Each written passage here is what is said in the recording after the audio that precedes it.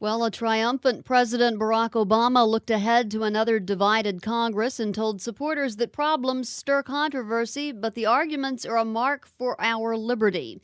Obama accepted victory this morning in Chicago, telling supporters the best is yet to come.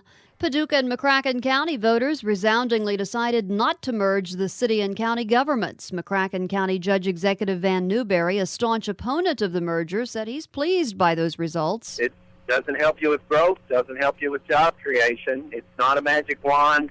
I think a lot of people thought it might be, and I think in some ways they believed it harder than they should have because the facts were there for us all to see. And I guess the folks in McCracken County had the common sense to understand that.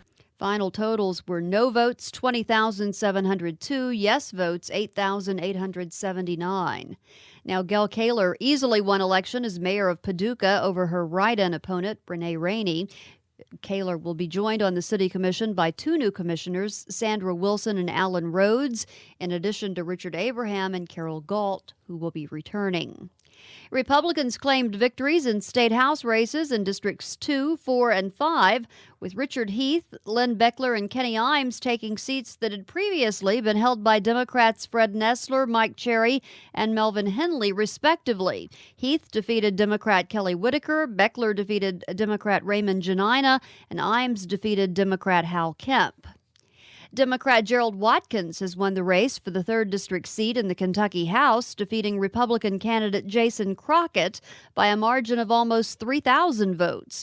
Watkins said he's glad the time for campaigning is over. He's outraised me. He spent $95,000. I spent about $80,000, and then the Republican Party spent $45,000 on ads on Channel 6, and trying to connect us with the top of the ticket, which wasn't true at all. But it's kind of hard to overcome that. And so, I was really worried about, and Kentucky, like much of the South, is going more Republican, has been for the last 30 years. And so it's getting to be more and more difficult challenge for Democrats to win. But I'm thankful that this looks awfully good. So I appreciate not only my Democratic supporters, but my Republican supporters, too. The final vote count showed Watkins with 9,349 votes, Crockett trailing with 6,406. As I mentioned, Richard Heath will be representing Kentucky's 2nd District in the House of Representatives.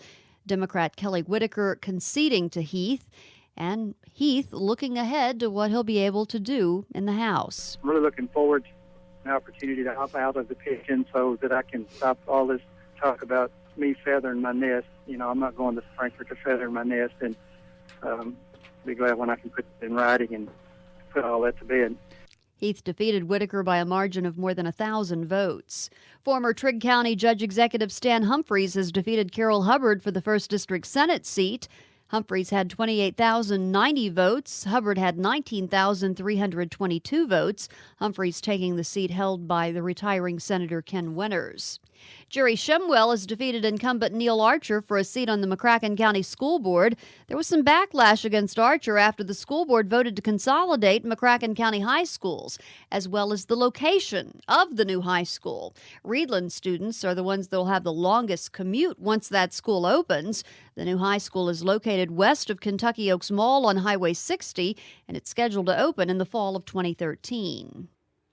Well, in what one Nuclear Regulatory Commission official described as an unprecedented meeting, over a dozen NRC officials met with local and state emergency management personnel last night to discuss the progress Honeywell's Metropolis plant has made toward reopening.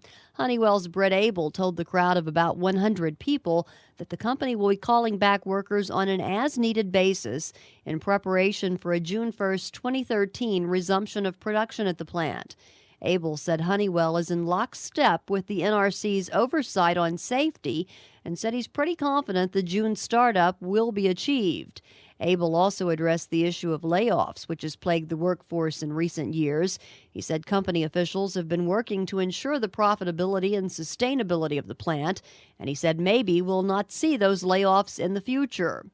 United Steelworkers of America local president Stephen Leck also voiced his concerns over the layoffs and expressed his opinion that NRC doesn't put enough emphasis on talking to workers at the plant when investigating safety issues. After the meeting, Lex said he was satisfied with NRC officials' answers to his questions during a post-meeting talk. We've got the information now that we need to have a worker representative present during inspections, and he just provided us with everything we need to do to be involved in that. We were allowed to be involved in it all along. We didn't know about it. That's why it came up as a question tonight. So I was satisfied. The Metropolis Honeywell plant is the only facility in the U.S. that produces uranium hexafluoride from milled uranium. The UF6 is shipped to Paducah's gaseous diffusion plant, where it's enriched. Kentucky Governor Steve Beshear will be in Murray this morning to make an economic development announcement. That announcement scheduled for 9:30 this morning in the former Wabasto building on U.S. Highway 641 North. Now we know what the lead bill will be when the 2013 General Assembly convenes a week into the new year. Jim Williams fills us in. Speaker Greg Stumbo has authored a bill based on the recommendations of this month's auditor's report on special districts. They collect, control, and spend huge amounts of your money, mostly without any rules. Stumbo says House Bill 1 will try to set some up at Auditor Adam Edlin's request. He wants to clarify the rules to make sure that there is more transparency, make sure that there is reporting that's required by some of these entities. They'll know who they report to. Stumbo says the proposal will only establish those guidelines and a structure not aimed to punish anyone. Jim Williams, KNN News. The Paducah Police Department's requesting assistance from the public in locating a Georgia man suspected of writing bad checks totaling thousands of dollars to Paducah businesses earlier this month. Bill Hughes reports. Officers say 49-year-old William Franklin Hill of Atlanta was known to be in the Paducah area on November 20th. He's suspected of writing bad checks to at least 2 local businesses. Hill is described as clean-cut, well-dressed, and well-spoken. He's known to use multiple aliases, including Ben Hill, Charles Woodruff, William Woodruff, and Billy Hill. He's charged with multiple warrants in other states as well.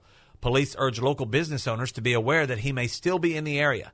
Hill is described as a Caucasian male, 6 feet tall and 170 pounds. You can see a photo of Hill at westkentuckystar.com. Anyone with information about William Franklin Hill is asked to contact Paducah Police at 270-444-8550 or Crime Stoppers at 443-TELL. The deadline for delinquent taxpayers to accept an amnesty offer to avoid prosecution arrives at the close of business today. Tim Brockwell reports. The Department of Revenue will keep its field offices open until 9 p.m. local time to accommodate an expected final day rush. Governor Steve Beshear hopes to generate more than $60 million for the state through the amnesty offer, which is intended to help balance a 2-year, $19 billion budget. Lawmakers authorized the amnesty offer earlier this year for the nearly 170,000 people and businesses behind on their tax payments. A similar offer a decade ago resulted in more than 23,000 taxpayers shelling out $40 million.